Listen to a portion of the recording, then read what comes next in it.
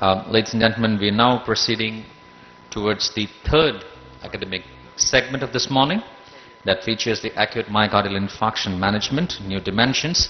It comes in the form of a symposium.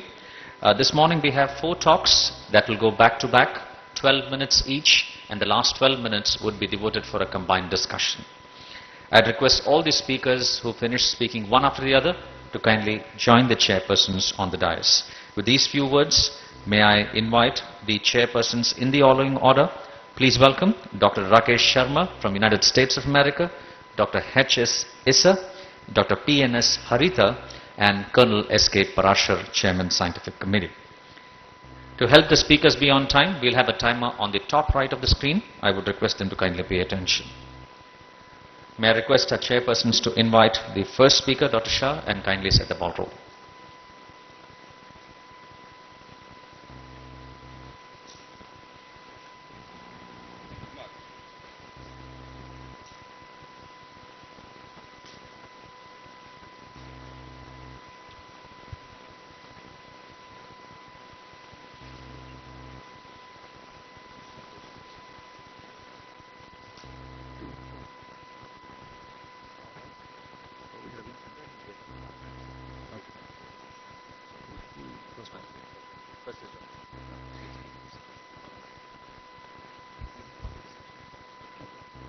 Ladies and gentlemen, this is a very important symposium as acute MI, is a very prevalent, and as you know, in India there is now a lot of latest technology available. Door to balloon time is wonderful, and we're going to have a lot of discussions, all the dimensions. We'll invite the first speaker, Dr. K Shah. He's going to talk about percutaneous coronary interventions in acute coronary syndrome for all. Dr. Shah.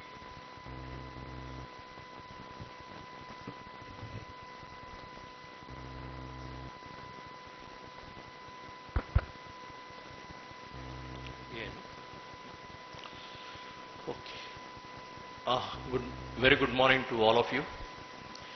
And my talk is on PCI and ACS. Is it for all? And this question I'll answer at the end of my talk, when I conclude it. Now, acute coronary syndrome is a spectrum of clinical disorder ranging from unstable angina, non-ST elevated MI, and ST elevated MI. The reason being that it is clubbed together because it has a common pathophysiology of a plaque rupture with a superadded thrombus on it. Not only that, it is also similar presentation. Clinical presentation is also similar in all the 3 scenarios. However, we need to distinguish between these 3 entities because the treatment varies. So also the goal of the treatment varies in all the cases. As you can see from this slide, acute coronary syndrome constitutes one of the largest emergency in cardiovascular medicine in any hospital.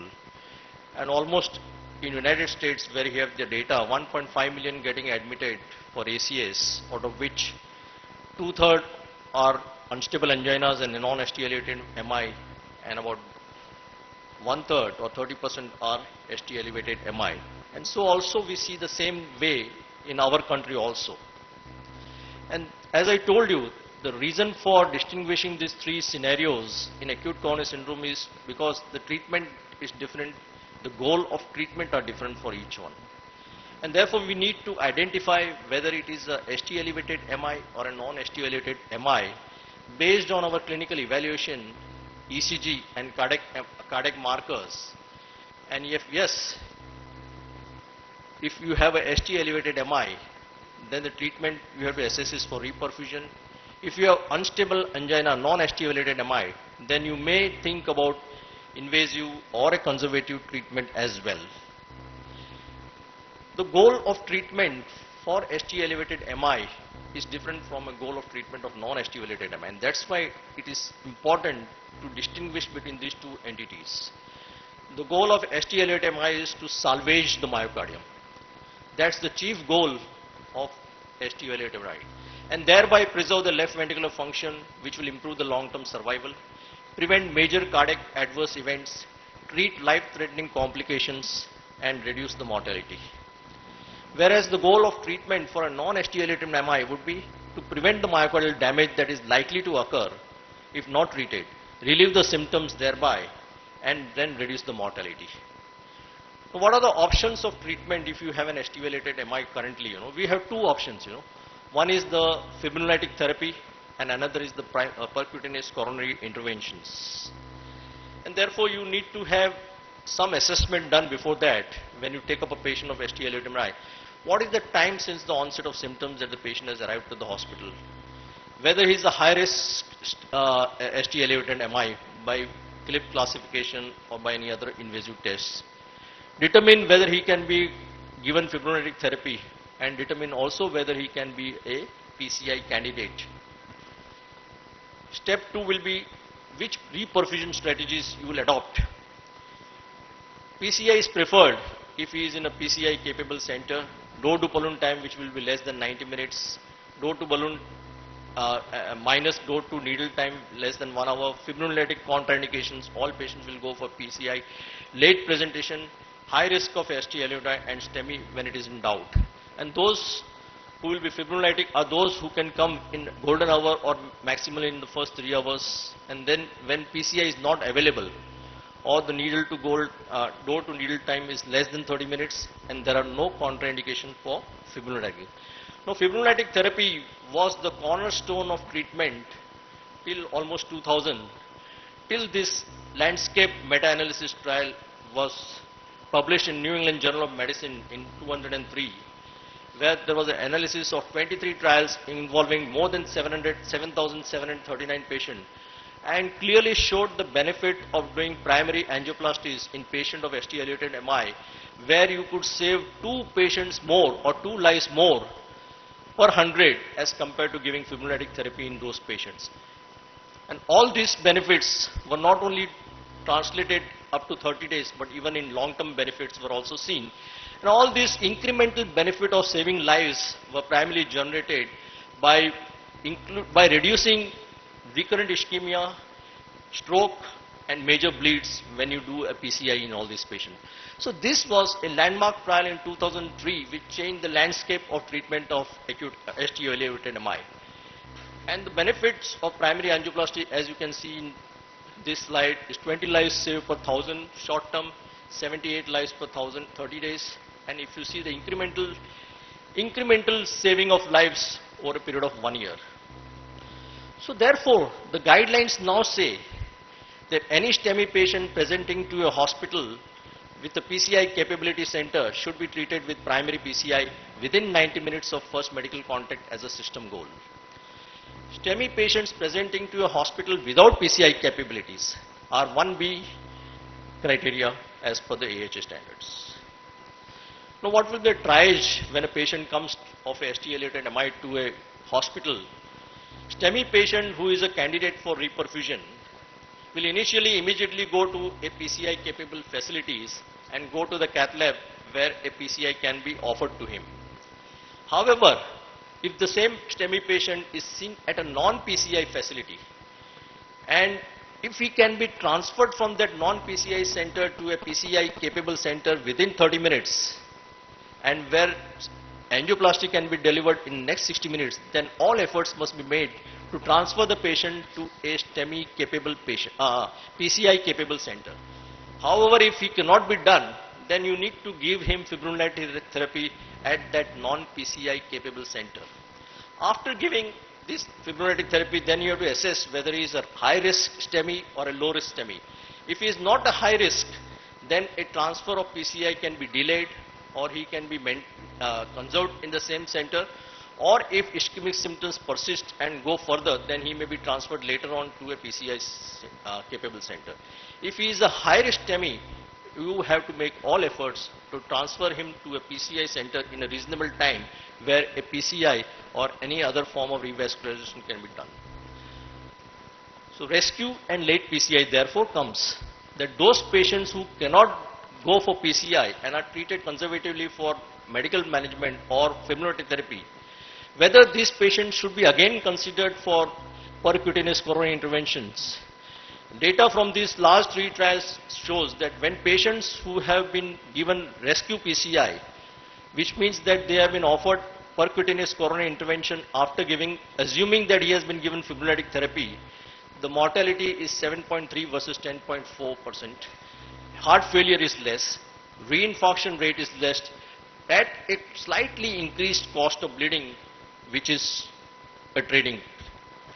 So rescue PCI is a strategy of coronary angiography with an intent to perform PCI or CABG is recommended in patients who have received fibrinolytic therapy and have a cardiac shock in patients less than 75 years and who are suitable candidates for revascularization, 1B for severe congestive failure, 1C for hemodynamically compromising ventricular arrhythmias. A rescue PCI is also a strategy 2B with an intent to perform PCI is reasonable in patients who are greater than 75 years who have received fibrinolytic therapy and are in cardiac shock provided they are suitable candidates for revascularization. A rescue PCI is also class 2A indication when they have received fibrinolytic therapy but has failed and has showed less than 50% resolution of the ST segment.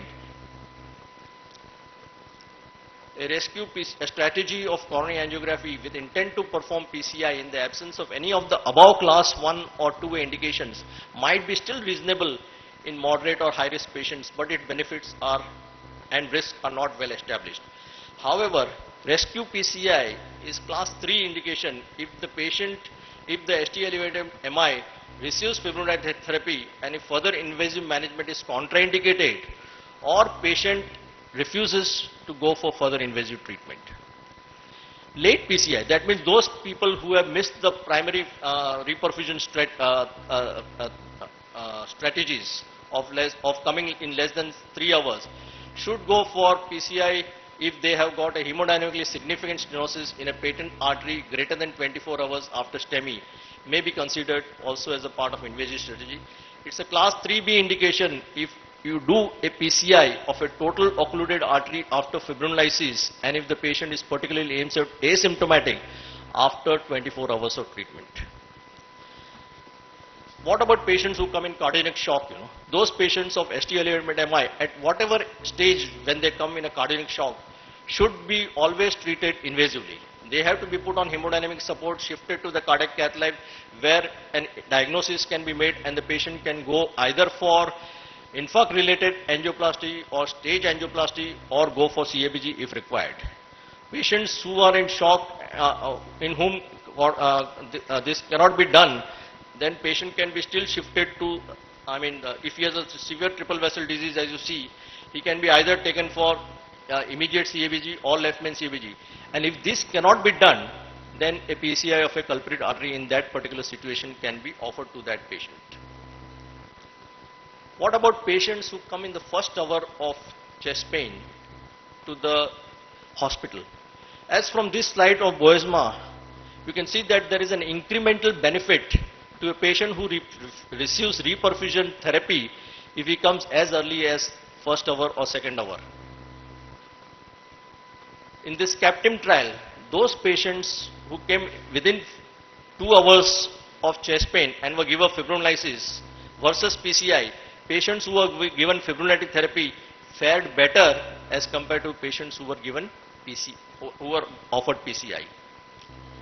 And in this particular slide, you can see that those patients who were offered pre-hospital thrombolysis, that is in the first hour or second hour, fared better than most of the patients who were offered primary PCI or in-hospital lysis.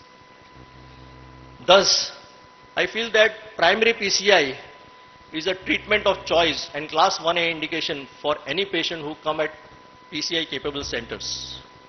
And fibrinolysis should be restricted to those patients in whom patient can come at first hour and provided pre-hospital thrombolysis can be given, or those patients who are not suitable for going for PCI either because of severe anatomy which is not amenable to PCI, or he has no vascular access where he cannot be undertaken, where he cannot undergo angiography and PTCA. So fibrinolysis is left only for those patients in whom there are contraindications for going to PTCA because of lack of access of vascular access, or the anatomy is not suitable to the patients. Thank you.